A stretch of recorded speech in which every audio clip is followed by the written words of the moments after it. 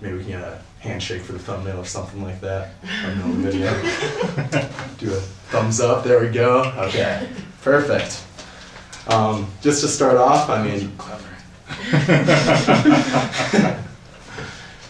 so you are Mo Cheeks. Yes. And some people may not know who Mo Cheeks is. Yeah. So I don't know if you want to just do a little brief introduction, talk about yourself, maybe your history here in Madison, history in general. Yeah, Feel free. Yeah, for sure. So my name is Mo Cheeks. I serve on the Madison City Council and have for the past 6 years. I also am an executive at a high-tech company based in Madison called Mayoral. I'm the vice president of business development. It's a global software company that helps organizations bring together their data and make better decisions based on that. Yeah. And I'm the father of 2 little kids, Hannah, who's 3, and Cyrus, who's 10 months old, so it's an exciting time in the household. But I moved to Madison in 2007, just after college, to start a career here. I used to work for Apple. I was working with schools all across Wisconsin, K-12 schools, to help them build 21st century learning environments, and fell in love with the city. I think probably my first stop was the terrace on campus. I had someone. I didn't really know anybody in Madison at the time, and so when I spoke to somebody about where should I go, they said you gotta go to the terrace. So yeah, that was my first impression of the city. Mm-hmm. Brightly colored chairs, right? Stand out. Yeah, there's competition for the chairs, and I learned that right away. Oh yeah, no. High demand, low supply. It's just how the economics works of that. So to be completely candid, about a couple weeks ago, I really did not know what a mayor did exactly. Sure. The public education system failed me on that. Yeah. Just didn't really have the knowledge, but I've looked into it. But I think a lot of people my age may just be pretty unenlightened about what it is. Still on this.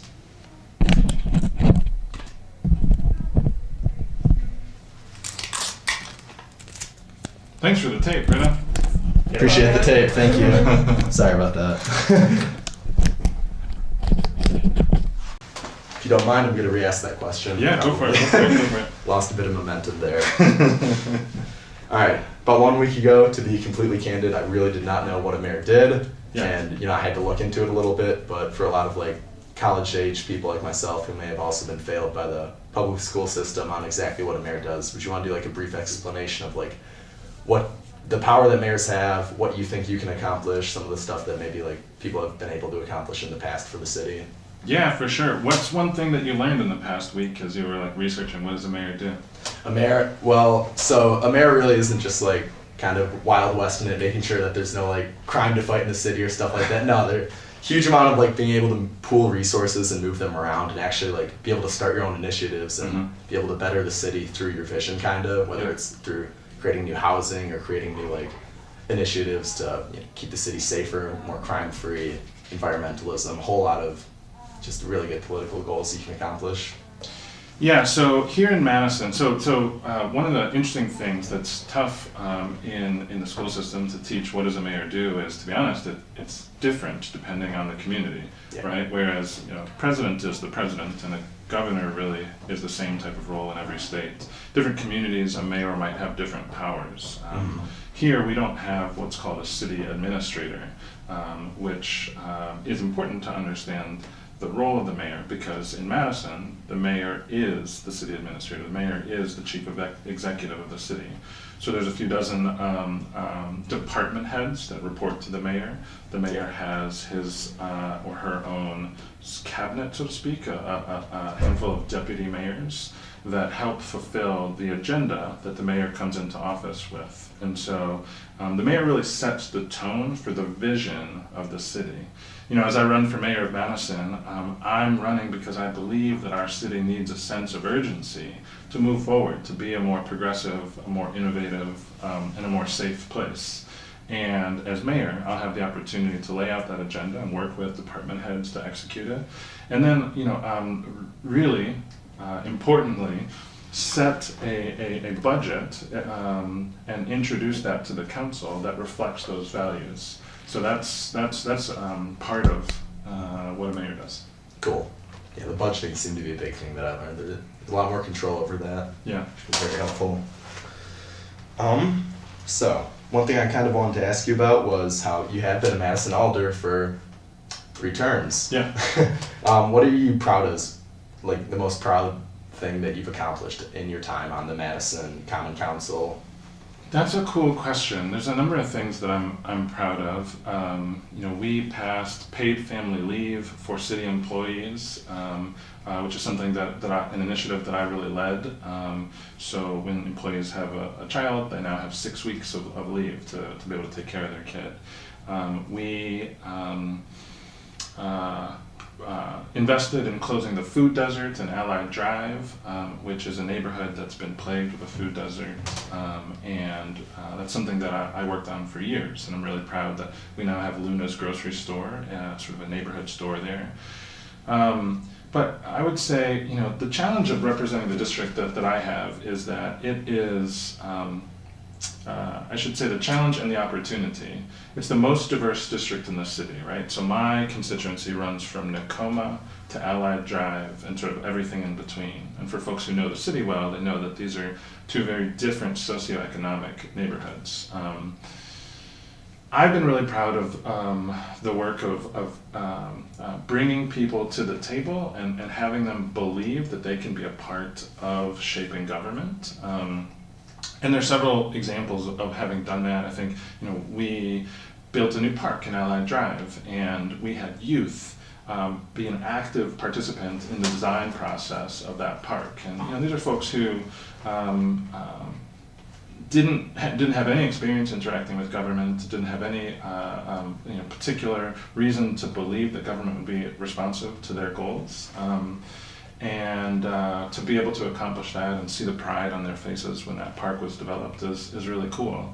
But another thing that I'm really proud of is the relationship that we started to develop with the university, with the Mortgage Center specifically. My friend Kathy Kramer and I started bringing interns in to City Hall to work with the City Council and work with other city staff. I'm really proud of that. Again, another example of sort of bringing more people to the table and allowing our community's genius to really express itself through the city process. That's awesome. Yeah. Really great stuff. It's really cool. Yeah. One thing that I noticed on the website and also through a lot of research is housing seems to be a really big issue in Madison for you. Yeah. And I think a lot of people have noticed that it's a problem for a lot of people. I mean, Mm-hmm. even State Street's one common example, but I mean, there's a lot of parts of Madison and Wisconsin in general where housing's important. Yeah. For you, I just kind of I kind of wanted to ask you about your explanation, kind of understanding of the current housing problem in Madison and what you think is the right steps in the right direction to try and fix that. Sure. So Madison's in a unique, a pretty exciting place in that people are choosing to move here, right? Yeah. This city is actively growing. It's a good thing, and yet we haven't had development that has kept up with the pace of growth. And so when we talk about supply and demand of the chairs at the terrace, it's the same for housing, right? That we have not enough housing in our city to really keep up with the breadth of different folks at different income levels and their needs for housing that is affordable for them.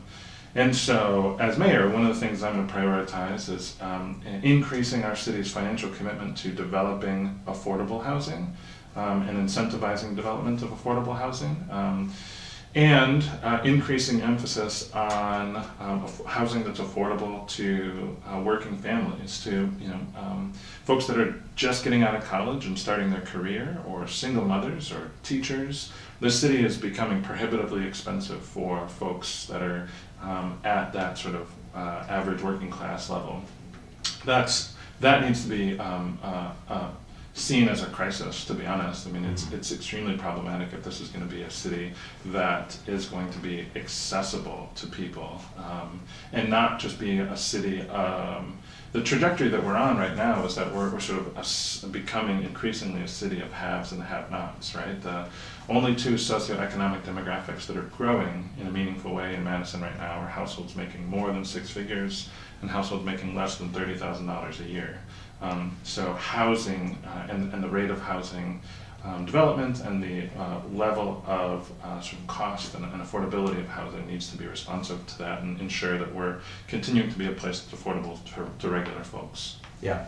To incentivize that kind of affordable housing, do you think that some of the plans could be like trying to do like government subsidies for creating new homes, or is it going to be like making sure that landlords and managers and stuff are able to like be kept in line and kind of have like ceilings and stuff like that for specific neighborhoods?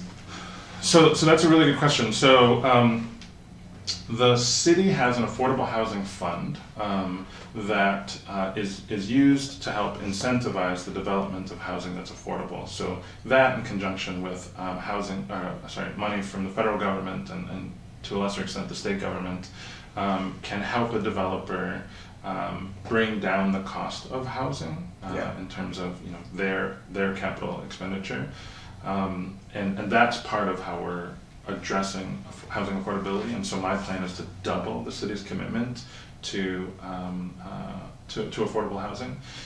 The other thing that we can do is, particularly with the recognition that too many folks are at the mercy of landlords and feel very much at the mercy, or sometimes even feel oppressed by landlords that are taking advantage of them. Now the state government has removed a lot of Madison's ability to set our own sort of legal standards for landlord-tenant rules and laws, but we still know that there are landlords that are not consistently acting in the best, most honorable way to their tenants, and too often folks are being evicted without good reason, without good cause, and without good recourse.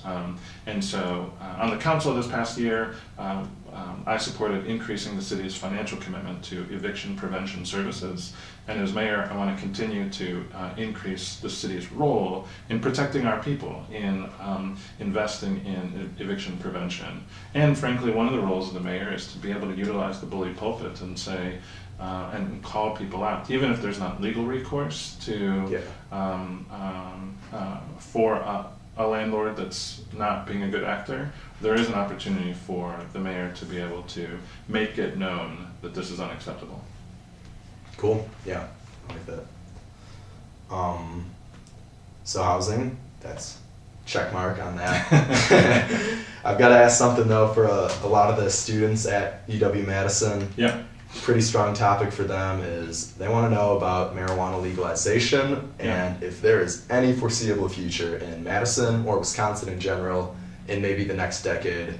Are they going to get that weed legalized for them? Is there any possibility of that going down, or does it seem like not looking too good for?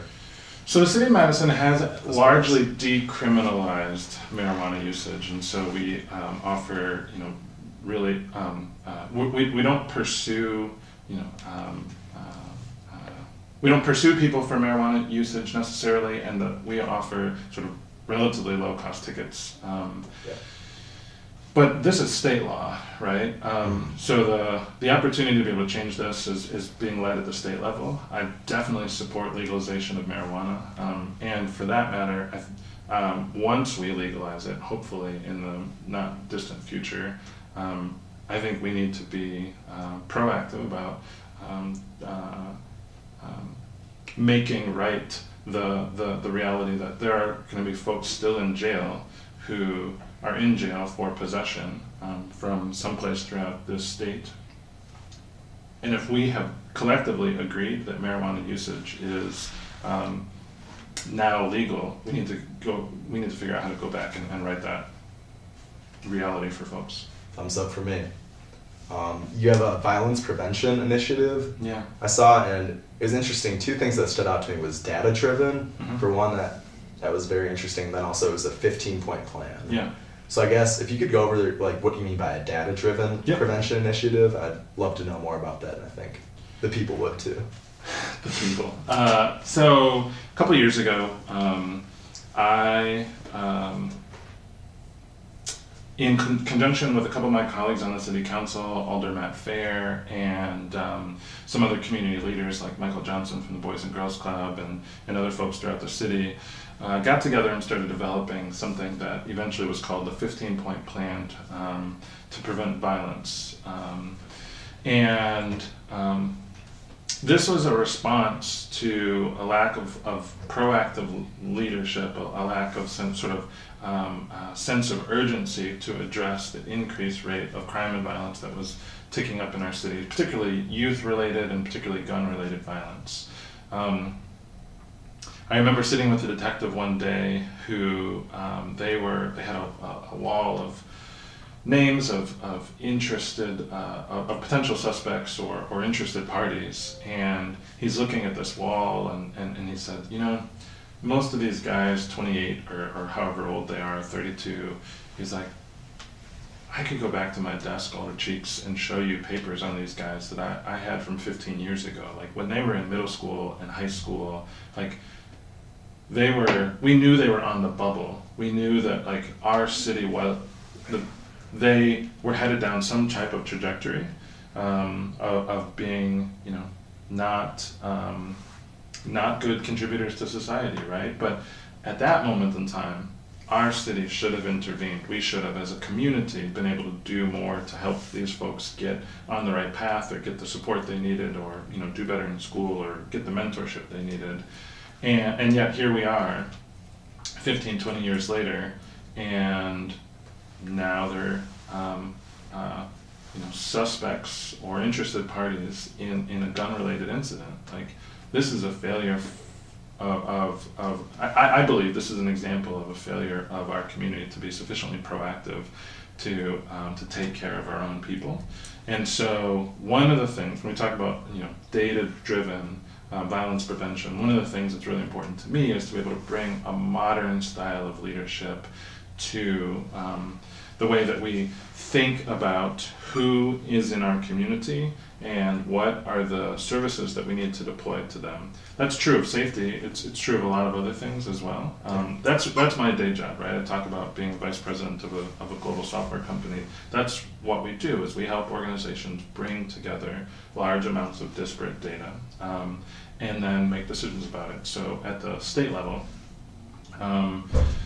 we're involved in the new prescription drug monitoring program, so helping to bring together a bunch of different data about people who are being prescribed opioids or prescribers of opioids, and being able to quickly understand, oh, there's a problem here. This person is abusing their prescription, or they're showing the signs of abuse, or things like that. We can do that at the local level as well.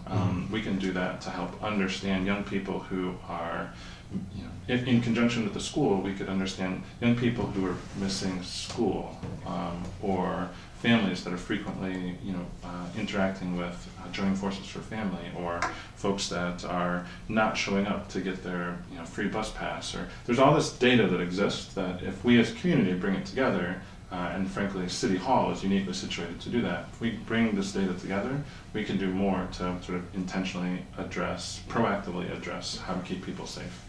I know that's a long, like a, I don't know how to answer that more succinctly, but Yeah. It's a big, complicated thing. Definitely, yeah. It's hard to just do a 60-second summary on it, sounds like. But so if there are like those data points and stuff like that, and you're seeing through the collection of data, the pool like that, all right, this person seems like a risk or something like that. Does that mean that you guys like schedule law enforcement to like patrol around there? Does it mean like a check-in or something like that, or is it just to like kind of anticipate in case suspicious behavior is reported? Hopefully I can be more proactive in that. Hopefully we can deploy social services to be able to, you know, make sure that that person has the stability in their life to like keep their housing, right? Yeah. Because we know that the root cause of a lot of crime and violence is despair, of hopelessness, right? Of people having instability of housing, instability in their life, instability of job. And the county has plenty of data right now on families that are on the bubble, that are feeling instability. And so between the city, the county, the schools, you know, having a data-driven approach of keeping our community safe is going to be critical. Yeah. Makes sense. And the 15-point plan covers a number of things, but one of the things I'm really proud of is that when we put that forward, we quickly got support from the city council, to invest in something called peer support and reentry support. So recognizing that a preponderance of crime and violence that exists in our community is committed by reoffenders. Being able to support someone who has been the victim of violence or a family member of the perpetrator of violence allows us to be in a situation where we can hopefully stop the cycle of violence that often erupts after situations like that. And likewise for someone who's coming back to society after paying their debt to society in jail or prison, to be able to help them as they're re-entering and make sure that they have the support systems to be able to get housing, get access to a job, have some sort of stability in their life is going to, there's plenty of evidence to show that that's going to reduce the likelihood that person's going to be a repeat offender. Great. Yeah, I like the sound of that a lot. Another thing that I would like to ask you about is that you've said as mayor you want to establish a mental health crisis center in Madison. Yeah. Why is that important to you, and why is it important for the city of Madison in general? So one of the things that we know is that our community is facing an increase. This is true in America, but it's true here as well. We're seeing an increased number of folks that are dealing with some type of trauma, some sort of mental health crisis, whether it's a small crisis or a large crisis. And police officers are routinely engaging with folks who are a threat to society, but really kind of a threat to themselves in this moment in time. And we need a place to be able to bring folks who just need to be able to get help. Right now, in the absence of that, we end up locking up too many people, and we end up leaving too many people without the sort of mental health support systems they need to be able to reestablish normalcy. So one of the things that we know that Governor Tony Evers has really prioritized, even as state superintendent, saying we need more funding for mental health services in our schools, right? And we hear this from teachers that they need support for mental health services for themselves and for their students. In a community that is going to be a just community and an empathetic community, we need to prioritize a mental health crisis and restoration center. And what that means is, someone can be taken there by the police as needed. Also means that your mom can take you there if you're in a place where you just need help, right? So it's not strictly a secure facility. It's a facility for the community. Now the city can't do that alone, right? I've been working with some colleagues on the county board who've really been putting forward an agenda and a plan for the future of that. That's typically the sort of thing that the county would sort of lead, but as mayor, it's going to be a priority for me to help shepherd that forward, and where possible to help find funding for public-private partnership for that.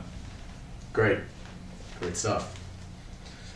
One thing I wanted to ask you too, you were talking about the paid leave a little bit earlier, and there's kind of just a bit of a question. I don't know how big it is in Madison, but I know it's kind of like talked about a little bit at a nationwide level. Is like maternity versus paternity leave and like male maternity leave and that kind of question. Do you think that there should be anything put forward for like male maternity leave, or guys who have kids and also want to spend some time with the kids when they're fresh? So that's a great question. So this, the issue of family leave became sort of top of mind for me, candidly, when I became a father. I mean, I was fortunate to work for an employer that was really flexible about allowing me to be able to take some time off to really focus time on my family. And along that same time, as I was working with some folks within the city, I realized that we weren't offering that to city employees, and that seems wild to me as a place that considers itself a progressive city. We should be a model employer, and the fact that we had failed to live up to that for so long, I said this is something I'm going to figure out how to start working on. And so all along the way, we engaged city employees. We did actually pretty exhaustive research, got a bunch of feedback from employees to make sure that we were modeling a program after the needs of the employees. But to answer the question, paid leave is available to both men and women within the city now, and that's certainly the way that it should be. Cool. As someone who might have a kid one day, 2 thumbs up from me. But we'll see. We'll see how that goes. All right. So the kind of last thing I got planned is, I don't know if you can hear the thunder at all, but the lightning round is coming. Oh, let's hear it. All right. Are you down for the lightning round? Just very quick answers to very quick, pretty dumb questions. Awesome. First one, favorite sports team? Oh, Bucks. Bucks, same here. Should Bucky Badger start wearing pants? He's fine. He's fine? Yeah. Cool. Is peanut butter a peanut or a butter? What? I've never thought of this before. We're going to call it a butter. I have to agree with you on that one. Worst movie of all time? Or best movie of all time? I don't watch bad movies. You don't watch I bad movies? actively avoid bad movies, so I don't know. Nothing's ever like Trojan horse to you, where you think it's going to be great, you watch the trailer, and then you watch it and you're like, that was just something else. Could not have been the same thing. I don't know how old I was. The movie Anaconda was really not good. Anaconda? Yeah. Never heard of that one before. It was when you were pretty young. Not a snake though. Chocolate milk, strawberry milk, or you just straight up milk, regular milk? So what I need to challenge you to do is to go to the state fair and have root beer milk. Root beer milk. It's exactly like the root beer float, but it's milk. It blows your mind. It's amazing. I'm so intrigued to try that. You gotta do it. It's on the bucket list now. Yeah. Do you trust magicians? I had a campaign event where a magician came. We had a meet and greet, and somebody who was there, just like, as a magician is wont to do, just pulls out their cards, and he's like, hey, you want to see a trick? It's like, are we doing that right now? But he did, and I was so into it. I didn't put it on my Instagram stories because he didn't want me to record it, but I'm all about magicians. Let's bring it on. I think that's awesome. Okay. I'm a little skeptical about them, but trying to be more open-minded. What's to not trust? They're just doing a cool thing. It's magic, though. It's the dark arts. I don't know. Favorite fast food restaurant? Culver's? Yeah. It's a good local answer. Yeah. I like that. Are fish considered pets? Sure. Sure? Okay. Yeah. Cool. Yeah, why not? Yeah, why not? And then the last one, I gotta ask you, mo money, mo problems, or mo money, less problems? Both. Yeah. There we go. Yeah. All right, this has been the Mo Cheeks Daily Cardinal interview. Let's get another handshake for the thumbnail. That's awesome, man. Thank you. Thumbs up.